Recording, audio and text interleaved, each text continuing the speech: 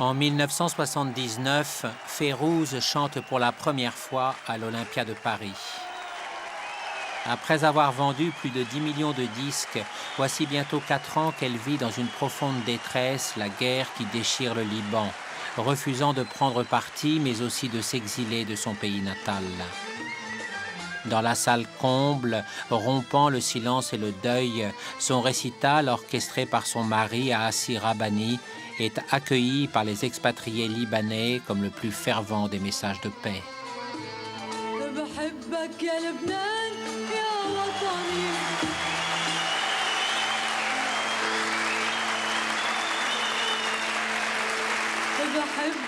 لبنان يا وطني بحبك بشمالك بجنوبك بسهلك بحبك بحبك يا لبنان يا وطني بحبك بشمالك بجنوبك بسهلك بحبك تسأل شو بني وشو اللي ما بني تسأل شو بني وشو اللي ما بني بحبك يا لبنان.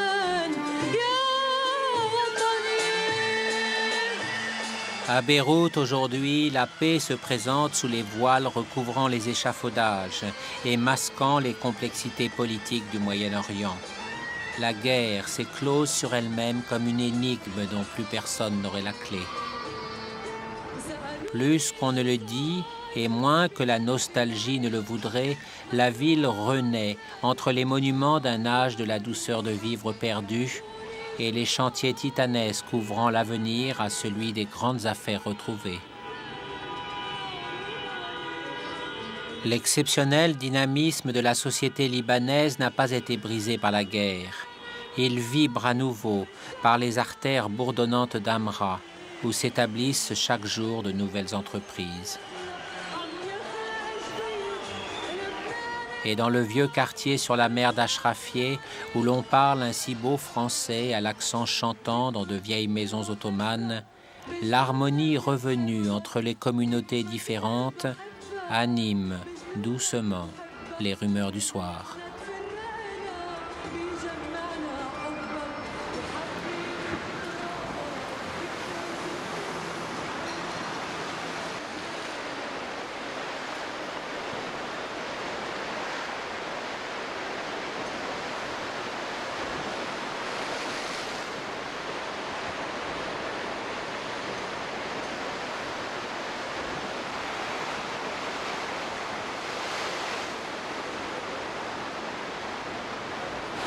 Comme un grand blessé, le Liban réapprend à vivre. Et c'est par la voix de Fayrouz qu'il renoue les fils les plus chers à sa mémoire.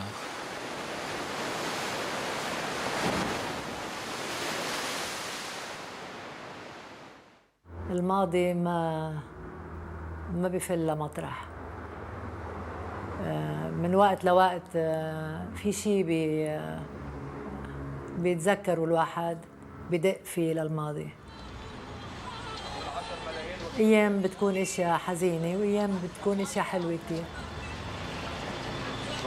Au quartier d'El Basta, où Nouhad Haddad, qui devait devenir Fayrouz, passa son enfance au sein d'une famille chrétienne très modeste mais aussi très unie, les réfugiés musulmans chiites sont désormais les plus nombreux. Mais pour eux, le souvenir de Fayrouz n'en demeure pas moins partout présent. فيروز احسن من ام كلثوم. ام كلثوم بمصر، فيروز عندنا هون بلبنان. فيروز بلش طفولتها هون بالبسطه هون، محل ما عم تصور بالبسطه هون. كانت صغيره. وي فيروز كانت صغيره بتغني شو اسمها السينما بالكابيتال على بالتياترو. فيروز نحن بنعرفها هي صغيره وبتغني ست الكل فيروز.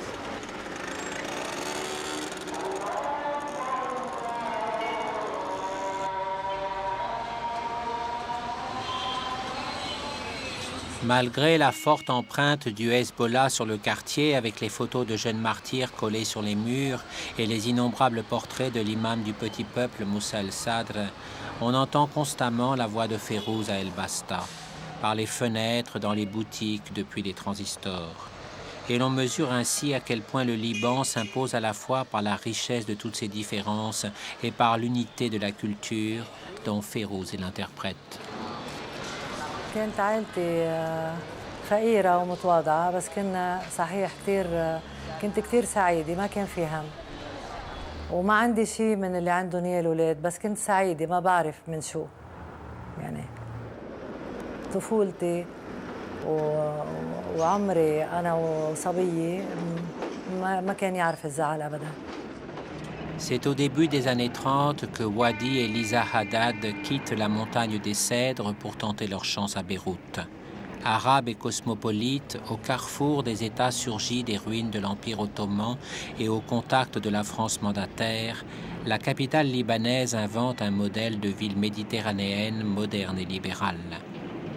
Wadi y trouve un emploi de typographe. Lisa s'occupe de ses 4 enfants. On va à la messe le dimanche, on épargne pour l'école, on rit et on chante aussi. حلو الجو كان طبيعي وبسيط كتير وعادي يعني ما في مجهود يعني. مثل ما بتتوفر الاشياء كانت تصير والا انتظار لنسمع موسيقى.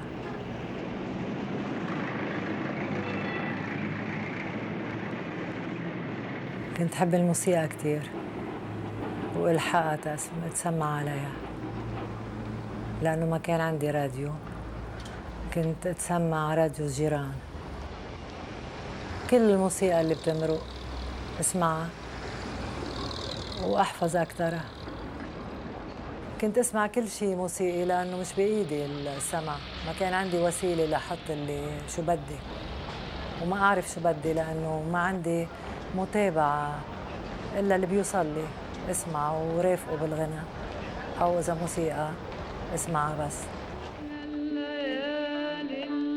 La radio libanaise était alors à la pointe du progrès arabe. Elle diffusait largement les grandes voix de l'Orient, notamment celles de Farid El-Atrache et de sa sœur Asmahan, libanais d'origine devenus les étoiles du Caire. لما كنت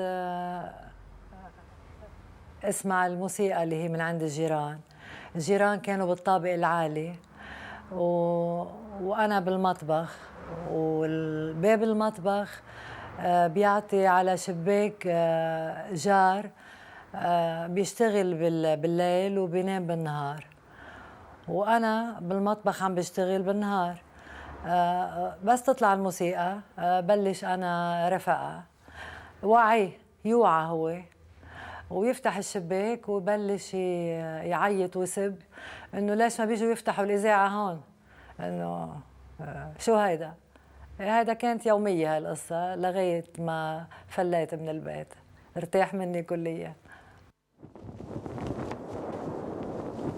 Ainsi était Nouhad Haddad, sage et gaie, candide et espiègle, une enfant de bons principes, tendrement inculquée. Ne succombez pas à l'envie, soyez satisfaits de ce que vous avez, aimez-vous les uns les autres.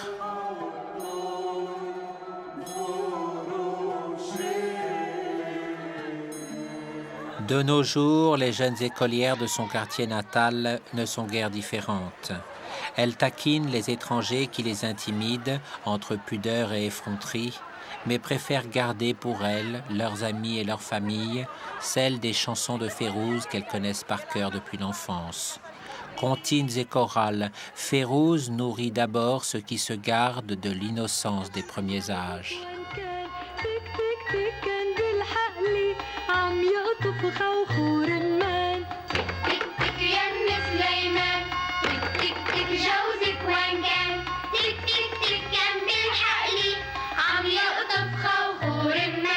يا ستي بدور شوف القمر كيف بيدور والناطورة بدها شمس والشمس بعقد المرجان تك تك تك يم سليمان تك تك تك جوزك وين كان تك تك تك كان بالحقلي عم يقطف خوخ ورمان عمي يا عمي الحطاب خلينا نلعب عالباب والجارة بدها قمحة والقمحة عند الطحان تك تك تك يم سليمان تك تك جوزك وين كان تك تك تك بالمدرسة كنت اخذ كان في موسيقى بالمدرسة نتعلمها، أناشيد، بس إذا كنت أنا ساخنة كنت اخذ العلامة بدون ما في لزوم إني رتل مع الأولاد. Au Liban, la montagne est toujours proche de la ville. Ses coutumes, son histoire ne se sont pas perdues dans l'agitation de la vie moderne.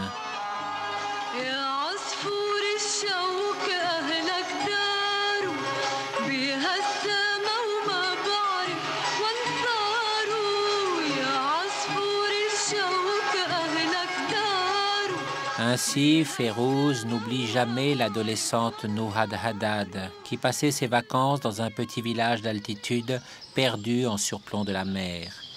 Et quand on redoute de se sentir tout de même déraciné dans la grande ville, il y a toujours une chanson de Fayrouz pour consoler avec le souvenir de la vie paisible et agreste d'autrefois.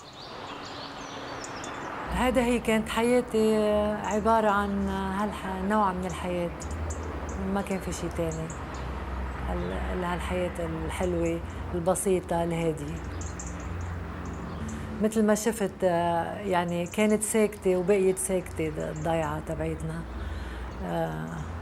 تشبه طفولتي، يمكن ساكتة أكتر هلأ لأنه كان في ناس أكتر بالأول.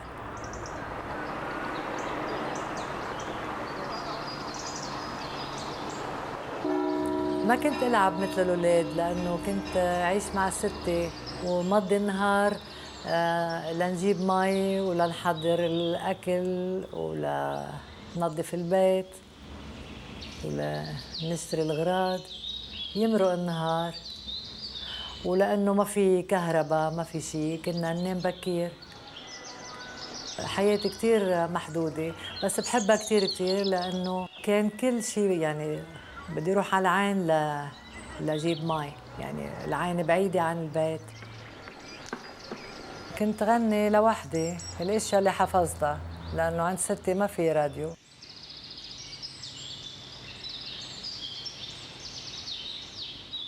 في غنيه لستي انكتبت وبس اسمعها بتذكر الضيعه وستي اكيد. كانت بأمريكا وكانت تحكي لغة، كانت يعني ستي وبحبها كثير. تخبرني قصص بالليل لحتى نمضي وقت بالليل، تخبرني عن حياتها وحكايات. كانت سعيدة كثير. طفولتي ما كانت تعرف الهم، والهم اللي يمرق ما شوفه قد ما هو. Le village était surtout chrétien. Un peu plus loin commençait le pays des musulmans druzes, et l'on entendait aussi bien l'appel à la prière que la cloche de l'Angélus, tandis que les mariages et les fêtes rassemblaient toutes les familles. جيران قراب كثير كانوا، خليط من كل هالناس، مشاركة بكل شيء، بالفرح وبالحزن وبالحياة اليومية يعني. والفترات اللي ادرس فيها يعني يمرق الصيف ما احس لانه المطرح اللي بتحبه بتحس الوقت كتير صغير بيمرق بسرعه. وكنت لما بدي ارجع على المدرسه ابكي كتير، ضل ابكي كل الطريق. كل شيء بذكر بشيء. ما عندي حدا اروح لعنده، كانت ستي وكانت أمي وبيي فل. Comme Beyrouth, les villages de la montagne ont aussi profondément souffert de la guerre. D'avoir si souvent chanté ce qu'ils furent, Fayrouz fait espérer aux Libanais ce qu'ils devraient aussi bientôt redevenir.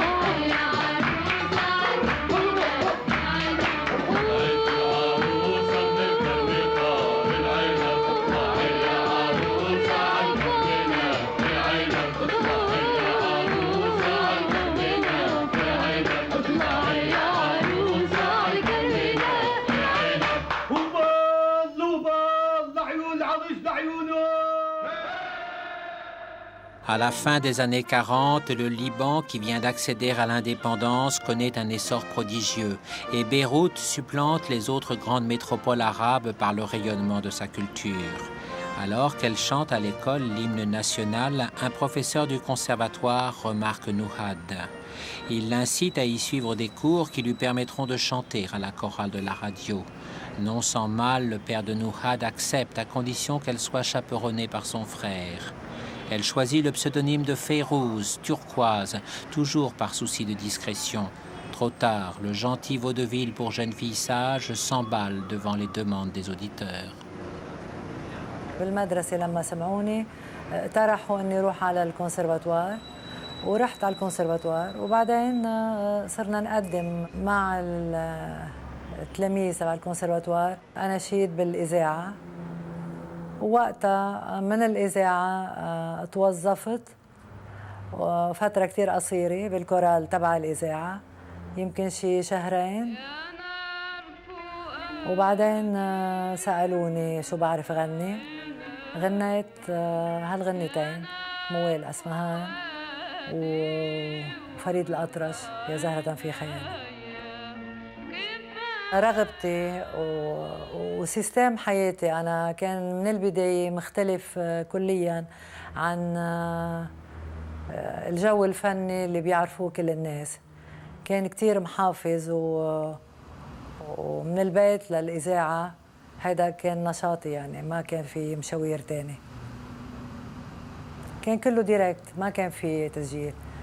كل شيء يتقدم بالإذاعة مباشر. وبعدين بديت بالمشوار لأنه بهالفترة تعرفت على عاصي ومنصور لأنه كانوا هن موظفين بالإذاعة وكان عندهم بروجرام بيقدموه. تعرفت عليهم وبدي المشوار معهم وتركت الإذاعة يعني ما طولت بالإذاعة ككورال. Aassi Rabbani était flic pour gagner sa vie et musicien depuis l'adolescence. Préférant les revues d'Eduardo Bianco et son orchestre argentin aux maussades obligations de son État, il était parvenu à devenir directeur artistique à la radio avec son frère Mansour. عاصي ومنصور معهم صار اللي اسمه الفن اللبناني واللي هو كان مش مثل الفن التقليدي اللي بنسمعه واللي كنت اسمعه بالإذاعة. وهالفن هو خليط من الجملة الفنية الموسيقية اللبنانية اللي فيها بتحمل إذا بدنا نقول النفحة الغربية يعني مختلفة كليا كانت عن الجملة المألوفة العربية. Aassi et Mansour avaient du génie en plus d'une connaissance étendue de toutes les musiques. La première chanson qu'ils firent enregistrer à Fayrouz en 1952 fut un triomphe immédiat dans tout le monde arabe. Mais pour Aassi, l'étoile qui venait de naître était aussi la jeune fille idéale, allant sans le savoir vers son premier amour.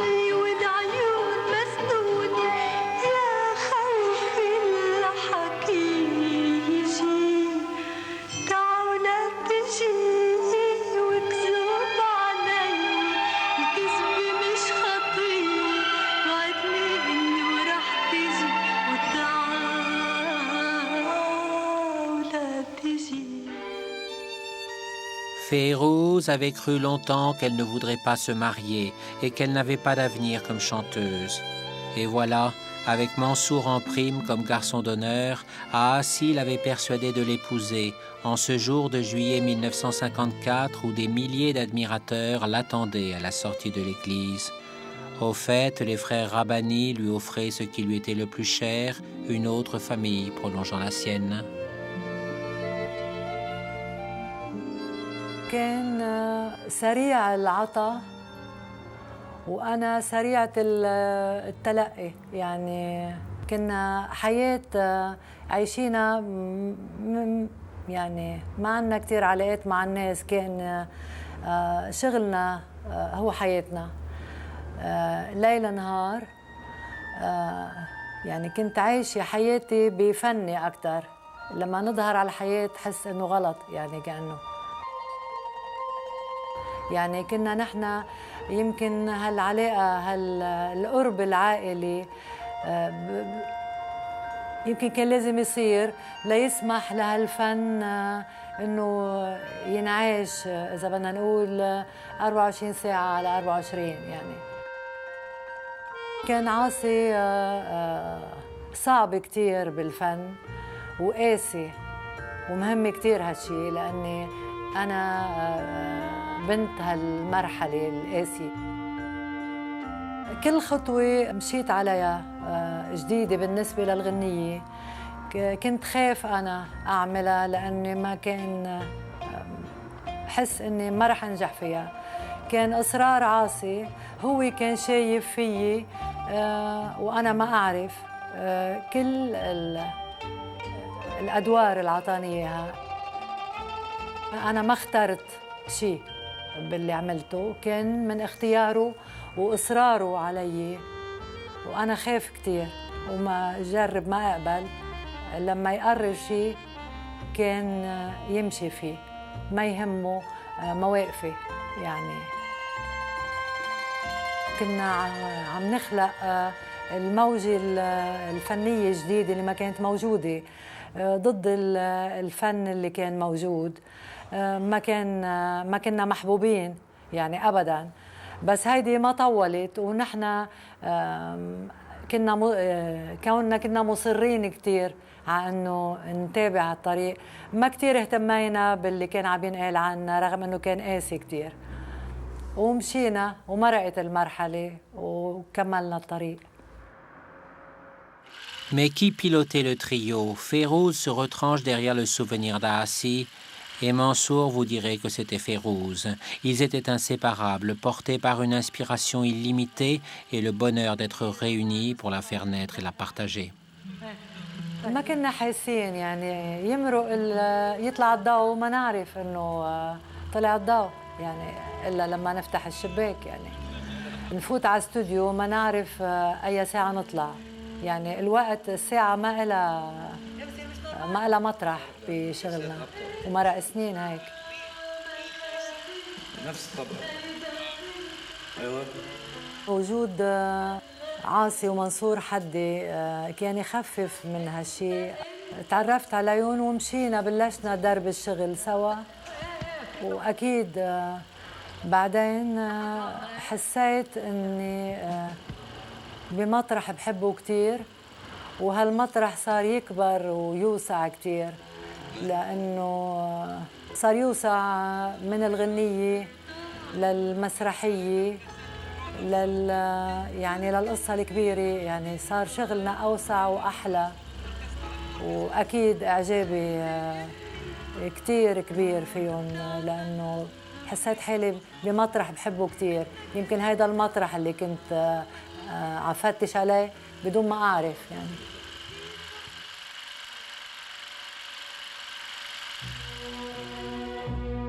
Années 60. On dit du Liban que c'est la Suisse du Moyen-Orient. Harmonie entre les communautés, paix et sécurité alors que la révolution nassérienne catalyse conflits et convulsions tout autour, prospérité des coffres-forts remplis de pétrodollars. La République favorise une liberté sans égale dans le monde arabe. La floraison de la presse se retrouve à la télévision. Fayrouz y impose la musique des frères Rabbani et contrebalance la prépondérance de la chanson égyptienne à tel point que le grand Abdel Wahab en vient à composer pour elle. Fayrouz est devenue la dame du Liban, dont elle incarne les espoirs de jeunesse heureuse, de progrès constants et de plaisirs ensoleillés et innocents.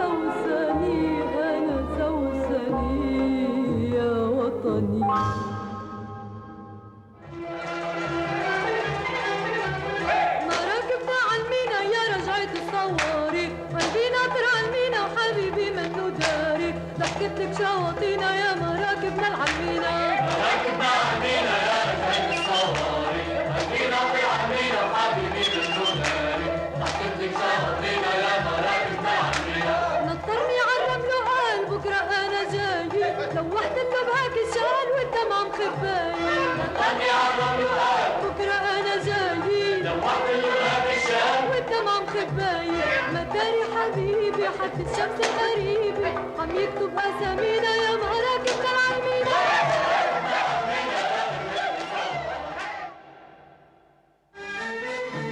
امالي كل جني ان مره يروح والهوى والهوى والهوى يثني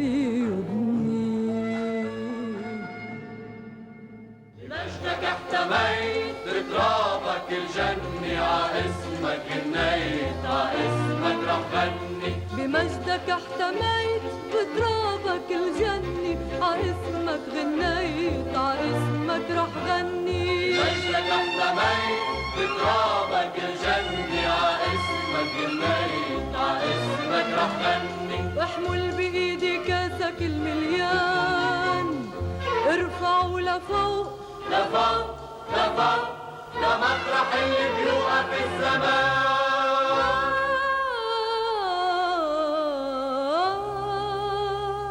مجدك احتميت بترابك الجني عاسمك غنيت عاسمك رح غني واحمل بايدي كاسك المليان ارفعوا لفوق لفوق لفوق لمطرح اللي بيوقف الزمان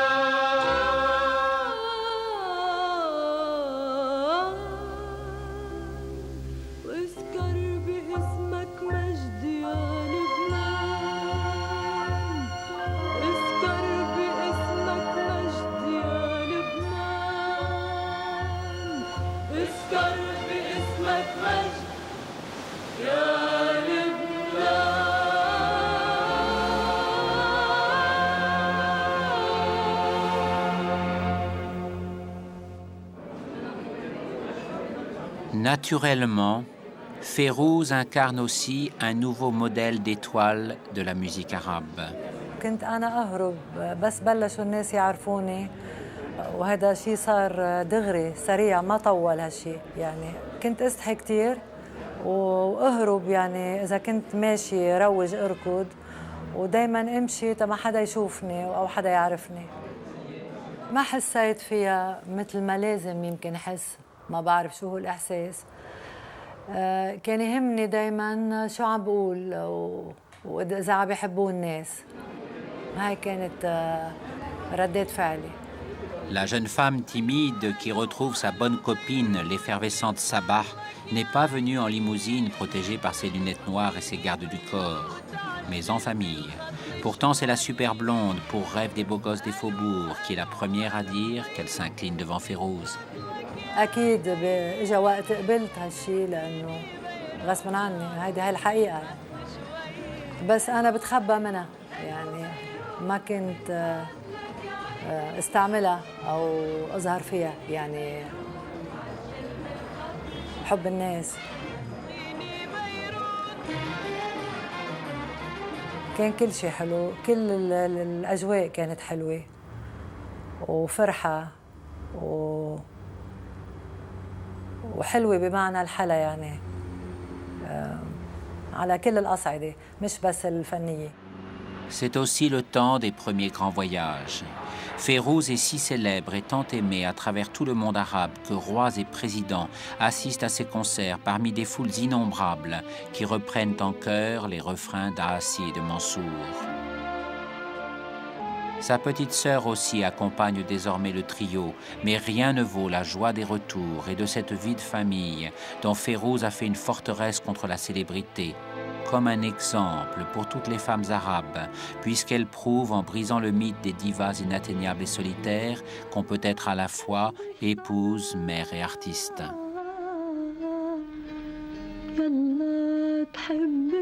Ainsi, Férouz ne s'éloigne jamais longtemps de ses 4 enfants. Elle les protège contre tous les périls qui menacent la progéniture des stars et leur réserve, en plus d'une tendresse toujours inquiète, cet humour dont la mélancolie légère attache profondément tous ceux qui partagent sa vie à l'abri d'un voile invisible mais infranchissable de réserve et de pudeur. تصدي بضحك عريمة تتنام ريمة ريمة الحندقة شعرك أشقر ومنقى واللي حبك بيبوسك اللي بغضك شو بيترقى.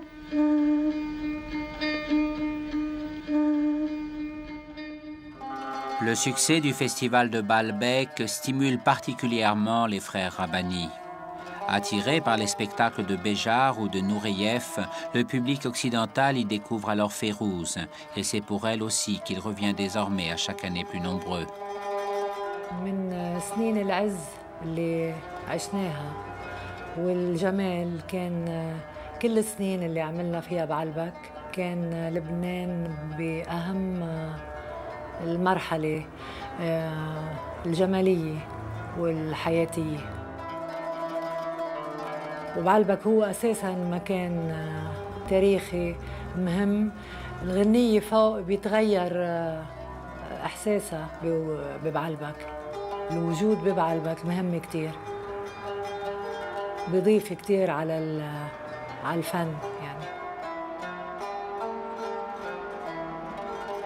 بيعطي بيوحي وبيضيف على الإنسان بحس حاله بمكان في ناس كتير في جمال كتير مرق قبله. هذا بيغني كتير الوجود والفن.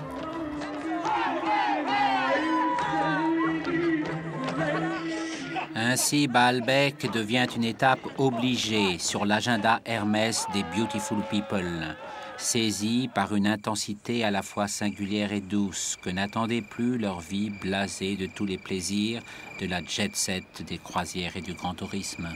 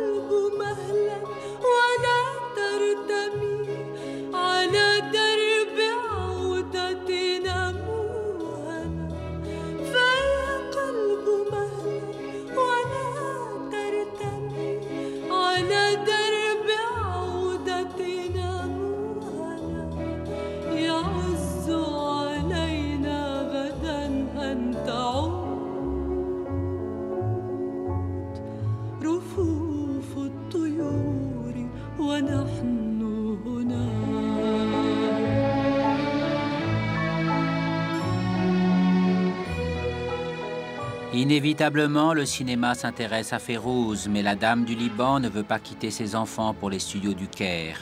Henri Barakat et Youssef Chahine gagnent alors Beyrouth. ما قبلت وخفت كتير. عاصي كان ما يرد على شو بجاوبه لأنه كان هو يشوف شو النتيجة. يعني كنت أمشي بعد ما أرفض وأيام أبكي وقل له ما بعرف أحكي ما بعرف أمشي، يقول لي ما عليكي وتمشي الاشياء، بتترك كل السوفينير. يعني انا بعتبر الافلام اللي عملتها باقي فيها كل الاشياء اللي بنحبها، ان كان من البيوت او من القصه او من المطارح او من الجبال او من الناس. يعني بتحافظ على كل الاشياء اللي حبيناها وحبينا انها بتبقى بالسينما. Les films de Férouz ne comportent ni scènes de violence ni baisers en gros plan, mais ils sont empreints de tout l'amour de leur héroïne pour son meilleur partenaire, le Liban de ses souvenirs personnels qui commencent dans la montagne, des cèdres et de la neige.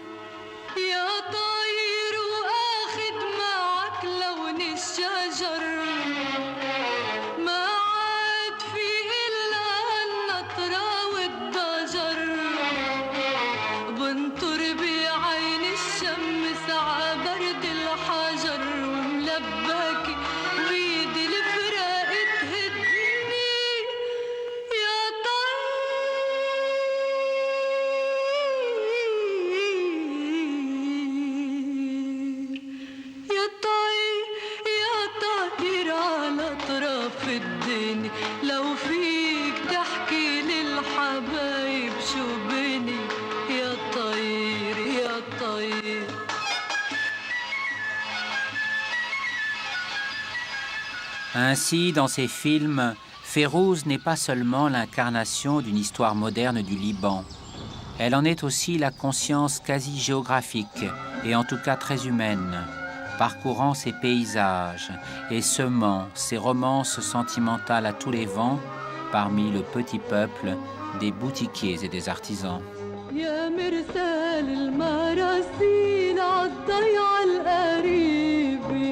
خدلي بدربك هالمنديل واعطي لحبيبي يا مرسال المراسيل عالضيع القريبي خدلي بدربك هالمنديل واعطي لحبيبي عالداير طرزت شوي ايدي على سوارة وحيكت له اسمه نايب خيطان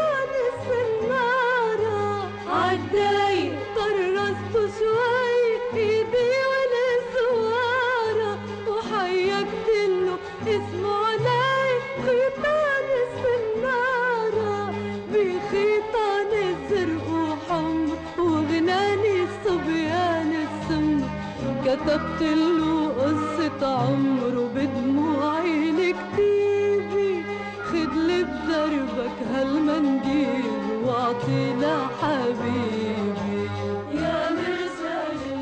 Mais le Liban vit aussi au-delà des mers, à travers la diaspora de tous ceux qui le quittèrent pour fuir la misère d'autrefois ou par désir d'aventure. Avec ses chansons, Férouz rapporte aux exilés l'écho de leur pays natal, en leur rappelant qu'il ne saurait y avoir d'oubli entre tous ceux qui ressentent la nostalgie de n'être plus ensemble.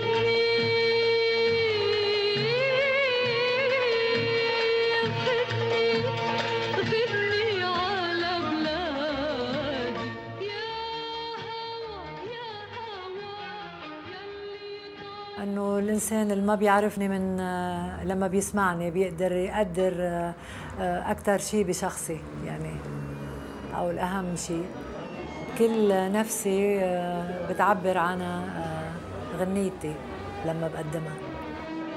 Oui, il ne faudrait pas croire que Férouz n'offre qu'un miroir de sagesse juvénile aux Libanais imprégnés de sensualité méditerranéenne. Bien au contraire, la discrétion n'est pas la pruderie et les ruses de l'amour donnent toute sa valeur au plaisir.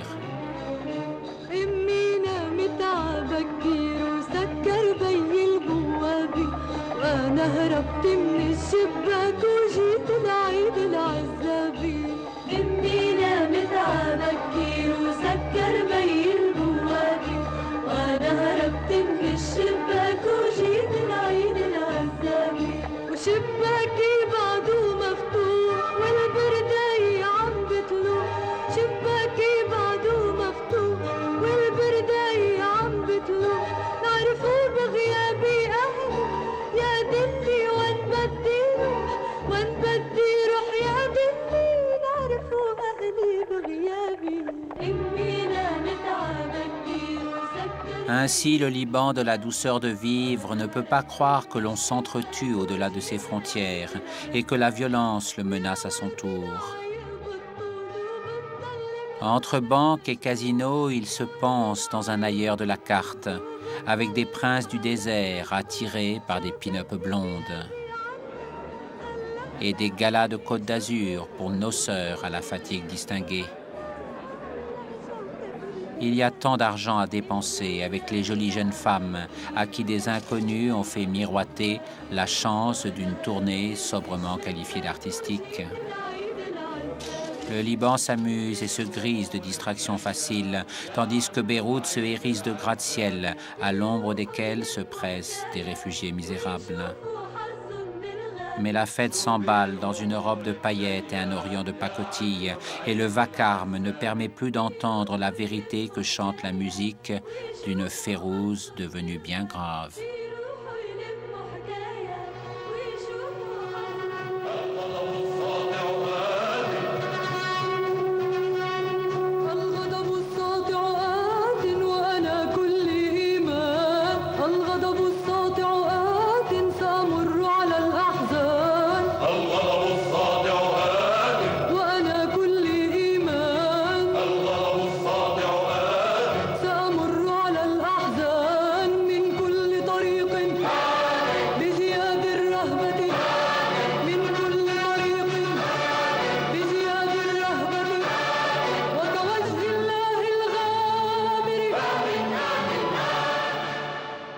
C'est à ce moment Kalsoum témoigne de tout le bien qu'elle pense de Férouz. Dans la solitude amère où glisse le monde arabe, il importe à la diva du Caire de désigner celle qui lui succédera au royaume de la fierté préservée et de la consolation si nécessaire. Ainsi, Férouz hérite alors par son talent comme par la droiture de son parcours du rôle maternel que les enfants déchirés du monde arabe prêtent à celle qui sait formuler leur détresse indéchiffrable. Au demeurant, le pire ne s'avance pas sans prévenir, même si Beyrouth ne veut pas se souvenir d'une répétition générale à la tragédie de l'enchaînement des luttes fratricides et des manipulations américaines qui s'est déjà déroulée avec de vraies armes et de vrais tanks, se frayant leur chemin parmi une jeunesse en maillot de bain tout excitée par ce nouveau jeu de l'été. Enfin, la situation n'est pas encore assez mûre. La guerre est elle aussi en vacances. Amusez-vous encore un peu avant qu'elle ne revienne. Bientôt.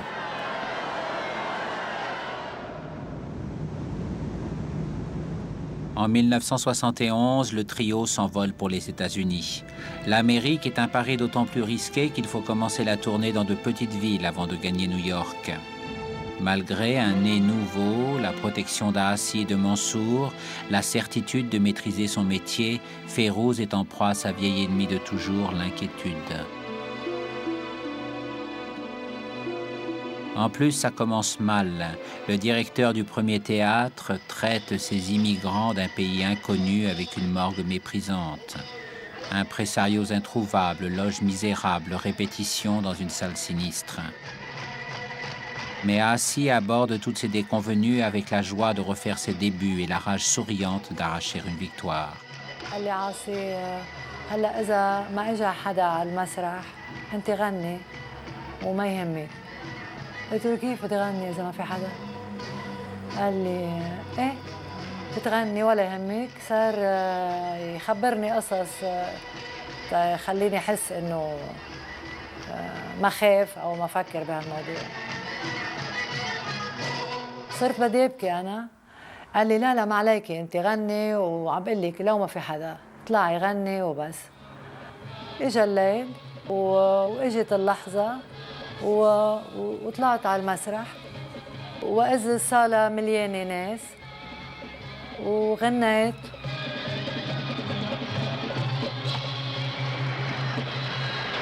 من هالحفله انكتب كتابات كتير مهمه وكانت كل الرحلة كتير حلوة بعد هالليلة القاسية ببدايتها وحلوة بنهايتها.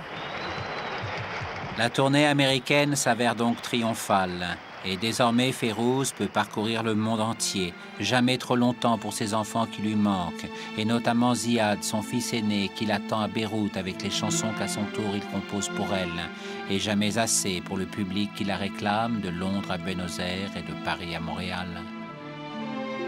بسفراتي صرت مرة على مرة أحس إنه في تجاوب أجنبي تجاه شغلنا.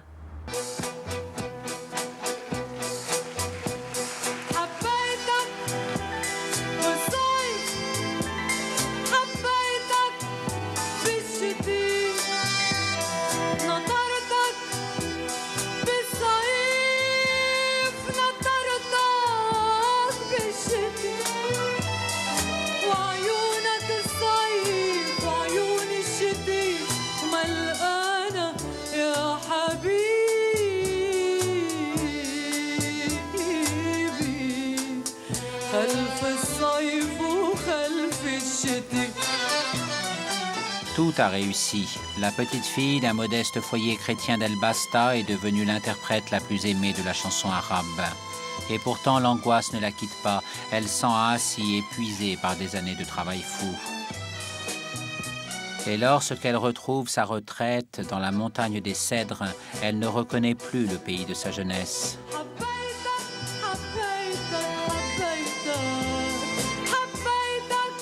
Trop d'argent, trop d'insouciance. Le Liban est comme en fuite de lui-même. Assi tente de la rassurer. Turquoise, ma turquoise, tu m'as aimé l'été, tu m'as aimé l'hiver. Et nous aurons tant d'autres belles saisons à vivre ensemble, dans la paix préservée du Liban, des neiges et du soleil.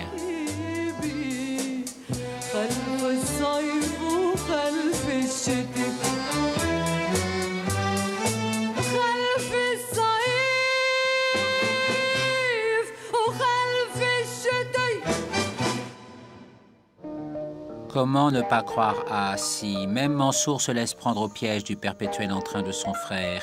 Il suffit qu'il ait un piano à sa portée pour que quelques notes le ramènent vers de nouveaux projets. يمكن لما مرض عاصي بلشت أحس بأشياء كتير ومش كلها بقدر أقولها ما بعرفها يعني وبهالطريق بلشت أحس بالخوف أكتر في كذا خوف يعني في الخوف من إنه لما بيقدم الواحد عمل جديد إنه يحبوا الناس هيدا طبيعي بعدين الطريق اللي مشيت فيها بعدين لما مرض عاصي صرت أحس بخوف علي وعلى حالي وعلى شغلنا وعلى يعني شامل يمكن عم جاوبك غلط مش اللي سألتني إياه.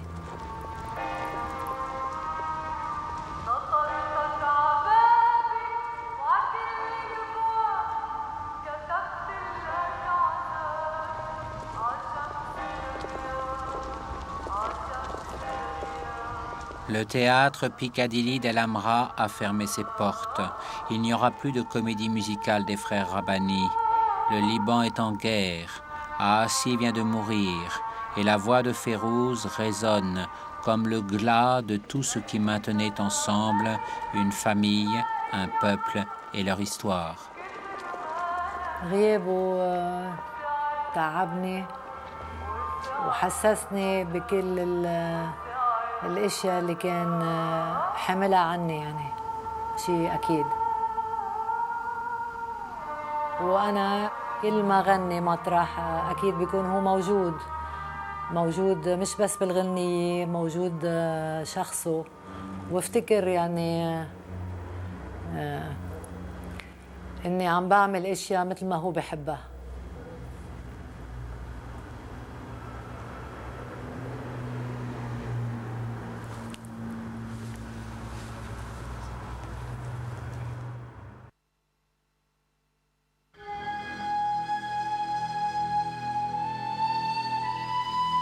Vous qui n'avez pas su préserver la ville du bonheur de vivre, des erreurs et des mensonges qui ont causé sa ruine, n'espérez pas que Férouz chantera pour vous. Oui, vous qui l'avez plongé dans la désolation et mettez le pays à feu et à sang, entraîné dans des vendettas obscures. Elle et les siens, les gens de paix qui ont accompagné Aassi à sa dernière demeure, n'insulteront jamais sa mémoire, en laissant les égarés s'emparer de ses chansons.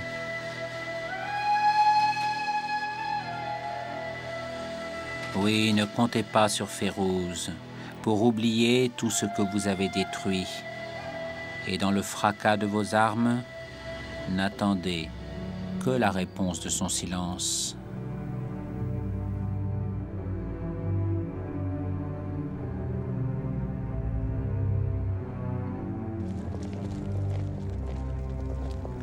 En 1994, les habitants rescapés de Beyrouth se frayent un chemin parmi les ruines. On dit que la guerre est finie, que la vie va reprendre. Oh, bien sûr, plus rien ne sera comme avant, mais les gens se parlent, se pressent, rient et fredonnent. Rien n'aurait pu les dissuader de se retrouver sur la place dévastée des martyrs. Car pour la première fois, après tant de souffrances et tant de deuil, un signe qui ne trompe pas annonce le retour de l'espoir. Férouz est sortie de sa réclusion. Elle chantera cette nuit.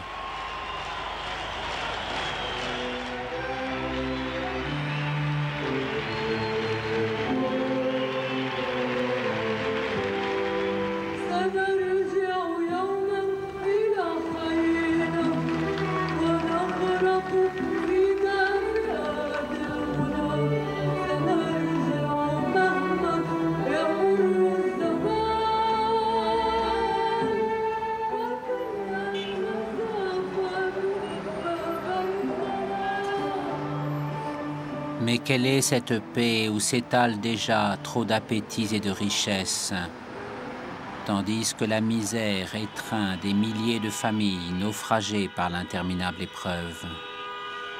Quel est cet oubli que l'on traite à coups de chantier comme pour effacer les souvenirs de la honte et le poids des remords? ما في صفحة بتنقلب يعني وما في شيء بفل، يعني كله بيبقى بالنفس حسب اللحظة اللي بتخليك ترجع وقديش ترجع ولوين ولمين ترجع. Allons, ne vous demandez pas pourquoi Férouz ne revient pas sur les chemins d'autrefois. Elle vous sourirait doucement, comme à chaque fois qu'elle se refuse à répondre.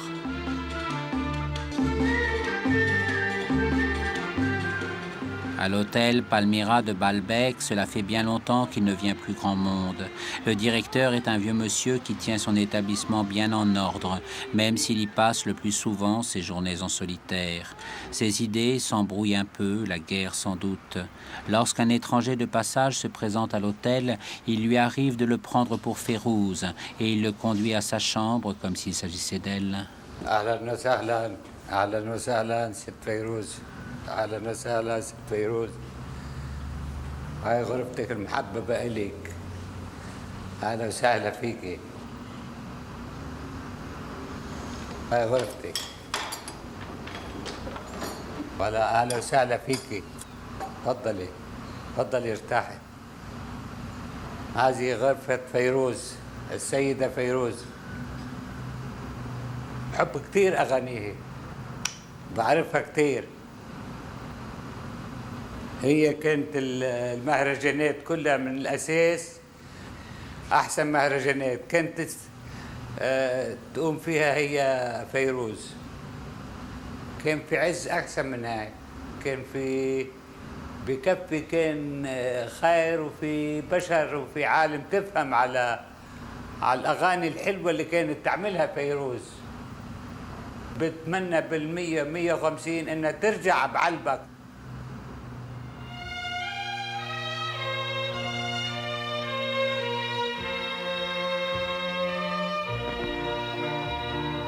المجد الكرامي انتي احلى، الحكم الشهرة انتي احلى. Ne croyez pas que le vieux directeur de l'hôtel Palmyra ait réellement perdu la tête. Il connaît au contraire la seule vérité qui vaille. On ne pourra être sûr de la paix et de l'avenir du Liban que lorsque Fayrouz reviendra chanter à Baalbek.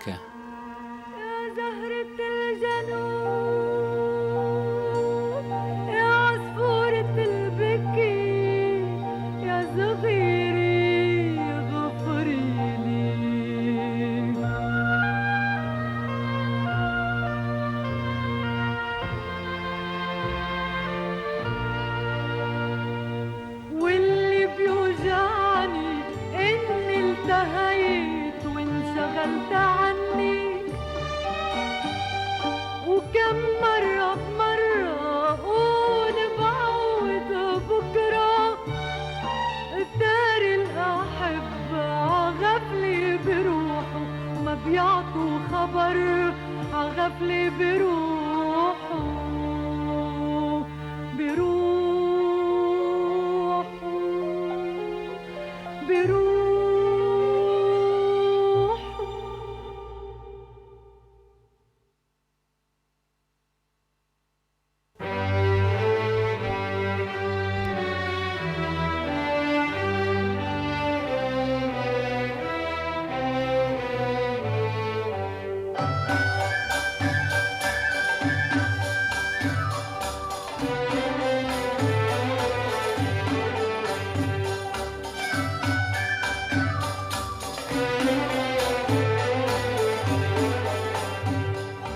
شايف البحر شو كبير، كبر البحر بحبك. شايف السما شو بعيد، بعد السما بحبك. كبر البحر وبعد السما بحبك يا حبيبي يا حبيبي.